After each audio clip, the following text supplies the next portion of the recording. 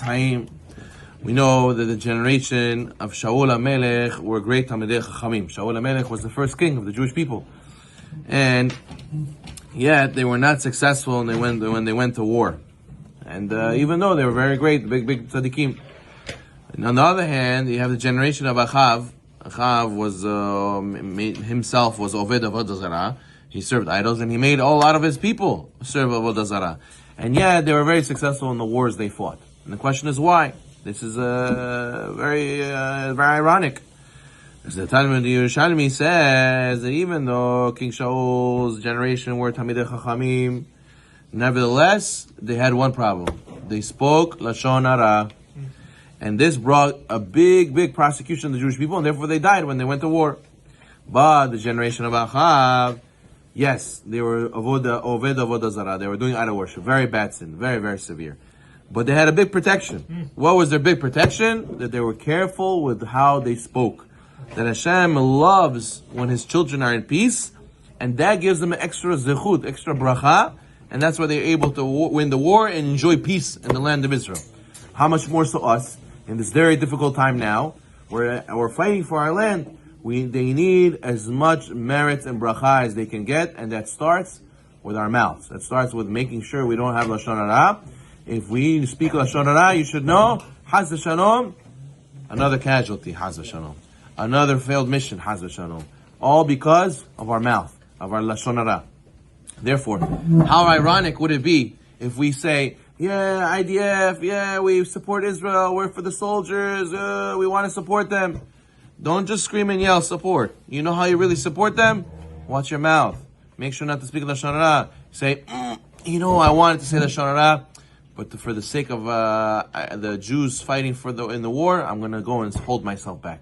That's going to be a real help. That's going to be a help at the root, in a spiritual way, that's what matters. So therefore, a person has to learn to be very careful with Lashon Hara.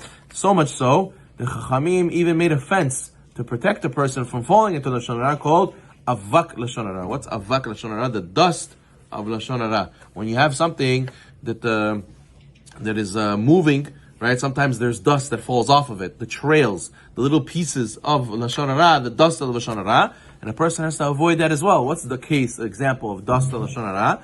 That is, when a person shouldn't say something even hinting, or it might lead to Lashon Hara, right? You say a statement like, oh, I don't even want to tell you what he did. Oh, don't ask. Oh, what? It's an invitation. It's like an invitation to go. No, I want to know. Tell me. I'm curious. Now I want to know. So therefore, a person didn't say anything bad, but it's going to lead to Lashon Hara. It's like the dust of Lashon Hara. Or, oh, so-and-so, let's not talk about him. I don't want to talk about him. Whoa, whole story. Oh, so this is very inviting. It's going to lead to Lashon Hara. Oh, it's too bad. I can't tell you what happened to Chaim today at work. Why are you saying these things? Well, what's the point of saying these things? They're just going to make the person curious, and then tell me. And you're going to tell them, it's Lashon Hara. No, I don't care. I want to know. So it makes the situation even worse. You make him even a bigger sinner. So therefore, a person has to say, I can't tell you, it's Lashon Hara. And to even answer a question like that is also like Lashon Hara. To say, oh, I can't tell you, it's Lashon Hara. And what? And then the person might want to ask you and say, I want to know. What happened to Shaul today in school? A person can ask. You can't say, oh, I can't tell you, Lashon Hara. Oh, I wish I could tell you, I can't tell you. Because it's implying something negative. Even implying something negative is also not allowed. Or sometimes a person praises somebody too much, right? You say, oh, he's so good, he's such a tzaddik, and what? In front of people that don't like him, they're going to hear someone praising him, they're going to go on each other and say, oh, he's a tzaddik, oh, he's a nothing, he's a this, he's a that. So it invites them to say Lashon Hara and makes them stirred up to speak bad about him because you spoke too much praise in front of people who don't like him. So therefore, you see many situations where you didn't mean to say anything bad. Still, it led to Lashon Hara is also considered Avak Lashon Hara. But the person has to think twice, as the Rambam says. The Rambam says that a person has to always think before he speaks. As he says, the Ramban says, if you just think 1 minute before you let things out of your mouth, you think, do my words have potential to harm somebody? With whatever I say, will someone feel embarrassed if they knew what I was saying about them? If you're able to ask yourself these two simple questions before you speak, Lo tihta. You will be able not to sin, and you'll be able to protect Am Yisrael with your mouth. Then the Geret Grad, the Gaon Vilna writes in his letter, Al kol rega v'rega shadam hosem et piv.